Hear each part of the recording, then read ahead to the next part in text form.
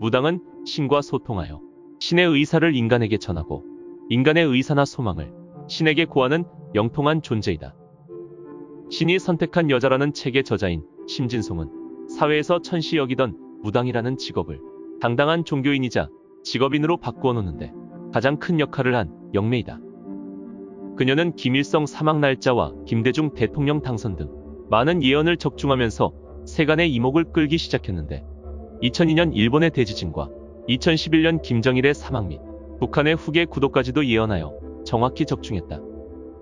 그녀는 1995년부터 2030년까지의 미래를 예언했는데 만일 예언이 맞지 않을 경우 그녀는 무녀로서 쌓아온 이제까지의 명성은 물론 무녀로서의 삶조차 포기해야 할지도 모를 위기에서 영안으로 본 미래의 세계를 세상에 공개한다. 오늘은 신의 메시지를 전하는 한국 영매의 충격적인 예언을 담은 책 신이 선택한 여자에 대해 이야기해보겠다.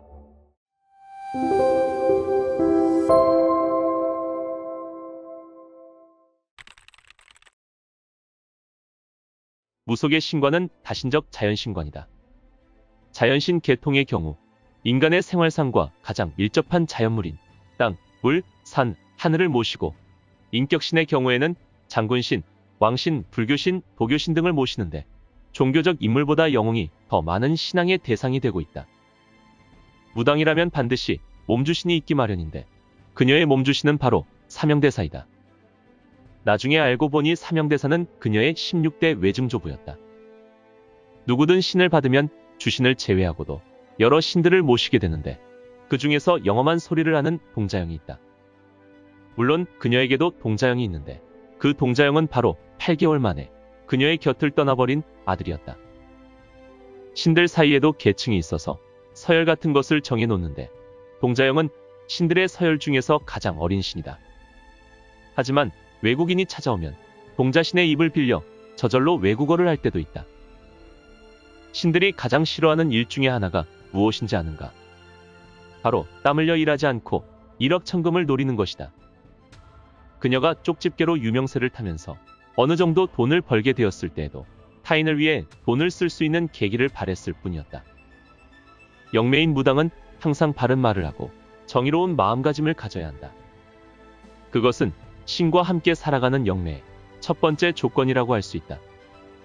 그녀는 신의 제자가 되면서 늘 사랑과 평화에 대해 실천을 하려고 스스로에게 다짐하고 있다. 세상에 인간이 믿고 의지하는 모든 신들은 바로 이 같은 사랑과 평화를 바라는 것이 아닐까. 사명대사 할아버지가 그녀에게 처음으로 대한민국의 미래를 보여주실 때 이런 말씀을 하셨다. 아픈 사람만이 아픈 세상을 치유할 수 있다. 너는 한평생 아프게 살았으니 그 아픔을 기억하면서 세상을 위해 살아라. 지구에 사는 사람들은 다 하나로 연결돼 있다. 그래서 가장 큰 일은 가장 작은 일에서 시작할 수 있는 것이다. 앞으로 내가 보여주는 것을 하나도 놓치지 말고 기억해 두어라.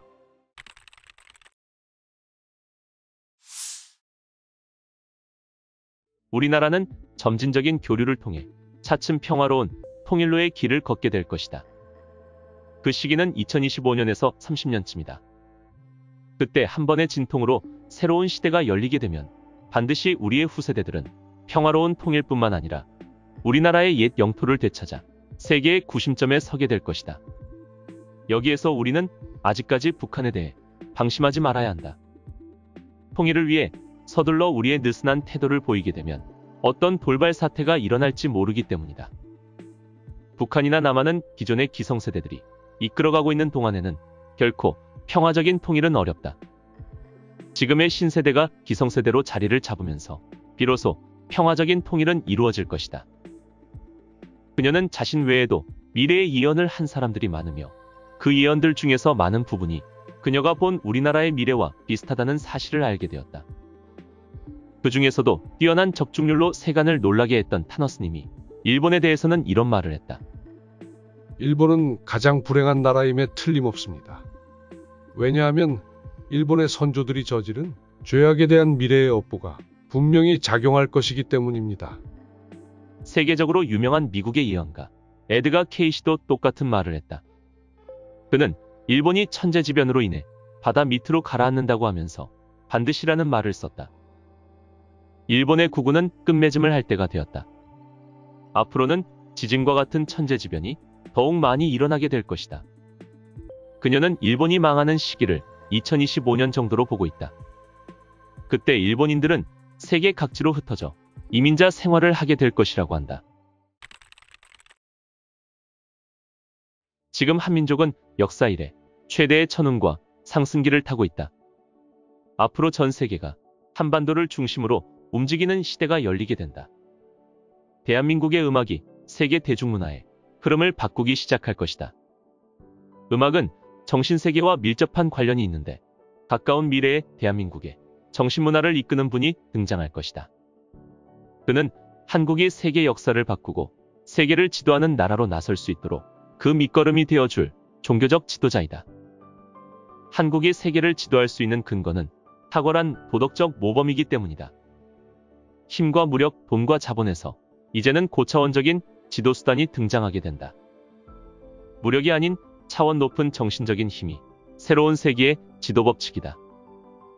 새로운 지도자는 곧 나타나게 된다. 그는 수세기에 한 번 나올까 말까한 최고의 성인이며 우리나라에서부터 종교화합을 시도하게 된다.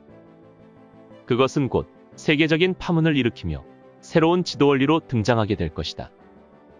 종교화합은 종교 통일이 아니다. 모든 종교의 그 뿌리를 없애고 무조건 하나로 통합하는 것은 불가능할 뿐만 아니라 이치에도 어긋난다. 각 종교마다 자기 몫의 역할이 있고 그 자라온 역사가 있는데 어떻게 하루아침에 그 모든 것을 다 없앨 수가 있겠는가? 종교화합은 각 종교는 그대로 두되 그것을 뛰어넘는 거대한 종교 원리와 지도 원리가 등장하여 자연스럽게 각 종교를 하나로 아우르는 것이다. 물론 이 부분에서 거부 반응을 일으킬 사람도 있을 것이다. 그러나 이것이 과연 가능성이 없는 얘기일까? 우리나라의 어느 뛰어난 종교학자는 종교의 뿌리는 하나라고 말한다. 시대와 지역에 따라서 종교의 형태도 각기 다른 것으로 발전되어 왔지만 창조주의 본연은 하나가 아닌가 싶다는 것이다. 한 예로 어떤 종교든 선을 추구하고 악을 배척하며 이웃을 사랑하면서 올바른 삶을 살아야 한다고 가르친다. 다른 것이 있다면 각각의 지역성에 따라 종교를 수행하는 의식이 다르다는 것뿐이다. 새로운 종교 지도자는 이미 대한민국에 있다. 그러나 앞으로 우리나라와 세계를 이끌고 갈 그는 우리가 보아왔던 인간들과는 너무나도 다른 사람이다. 그는 평범하게 나타나서 자신을 재림예수 구세주라고 칭송하지 않는다. 그런 인간들은 그동안 벌써 우리나라와 세계 곳곳에서 나타나 혹세무민의 악행을 저질러 왔다. 그는 더욱더 정화된 인물이며 만민을 위해 봉사하는 신망을 갖춘 인물이다.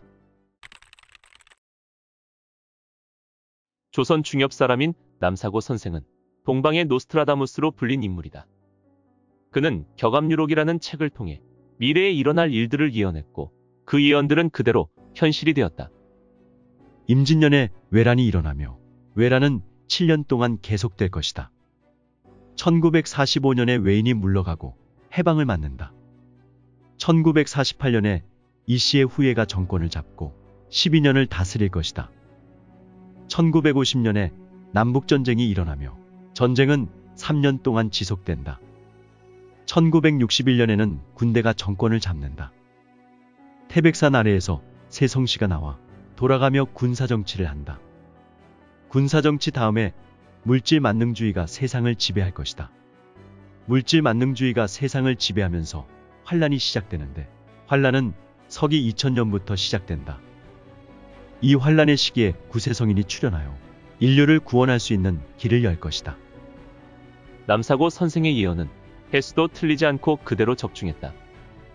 타너스님 역시 우리나라가 21세기에 들어가면 뻗어나가는 국력을 바탕으로 한 도덕적인 힘으로 세계의 주권을 잡고 세계를 지도하는 새로운 국가가 될 것임을 예언했다. 근래에는 터의 저자인 육관 선생도 같은 말을 했으며 풍수지리의 대가인 지창영 선생도 똑같은 예언을 했다. 이러한 예언은 다 천지조화로 나온 말들이다. 구세성현이 나온 시대로부터 우리나라는 부천세계의 역사적 중심국가가 될 것이다. 21세기 초반은 명암이 바뀌는 시기이기 때문에 많은 환란이 있게 된다. 그렇다고 해서 인류가 멸망하는 것은 아니다. 노스트라다무스가 예언한 1999년 7월에 인류 멸망은 사악한 영혼이 멸망하는 것이지 인류 전체가 멸망하는 것은 아니다. 그의 예언은 구체제가 망하고 새로운 체제가 도래하는 시대에 대한 예언이다. 즉, 힘의 시대가 멸망하고 도덕의 시대가 열리게 되는 것이다. 그러나 새 생명을 탄생시키는 출산은 어마어마한 진통이 따르듯이 새 시대가 시작되기 전에 우리는 환란을 겪어야만 한다. 고통이야말로 온갖 더럽고 사악한 것들을 깨끗이 정화하는 길이기 때문이다. 왜 우리나라는 자신이 곧 구세주라고 주장하는 가짜 선지자들이 유독 많이 나타날까? 그 이유는 우리나라에 많은 선지자가 나타나는 천기가 들었기 때문이다. 그래서 가짜가 많이 나타나는 것이며 또 진짜 천운을 받고 나왔다가 자만과 오만 물욕으로 하늘의 뜻을 그르치고 있는 것이다. 한국의 반도체 기술은 세계적으로도 뛰어난데 이것은 우리나라가 지금 물질적인 가치관에 사로잡혀 있다는 증거로도 볼 수 있다. 하지만 물질의 풍요가 극에 달하는 순간 우리나라는 새로운 국면을 맞게 된다. 물질 문명이 극에 도달한 21세기의 인류는 깊은 영적 세계를 깨닫고 자신과 우주 만물과의 관계를 재정립하고자 하는 곳으로 자연스럽게 관심이 가게 될 것이다. 사람은 반드시 물질만으로는 만족하지 못하게 되어 있다. 신의 오묘한 조화로 태어난 인간이 단지 차가운 쇠붙이에 집착하고 만족하는 데는 한계가 있을 수밖에 없지 않겠는가.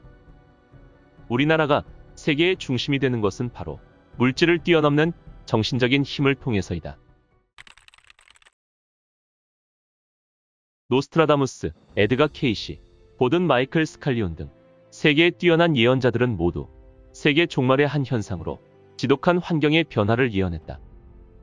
그리고 그 속에서 살고 있는 인간의 건강도 막대한 영향을 받게 된다고 말해왔다.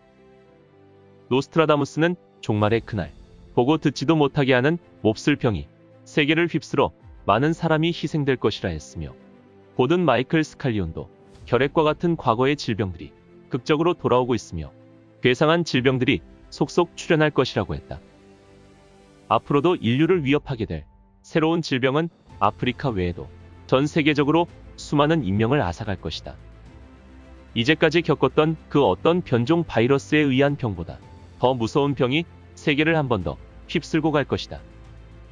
앞으로는 빙하가 녹아 지구에 물이 넘쳐 흐르게 될 것이다. 세계적으로 환란이 많을 것이며 그러한 변화 속에서 가장 발전할 나라가 바로 중국이다. 중국의 발전으로 인해 가장 우호적으로 중국에게 받아들여질 나라가 바로 우리나라이다.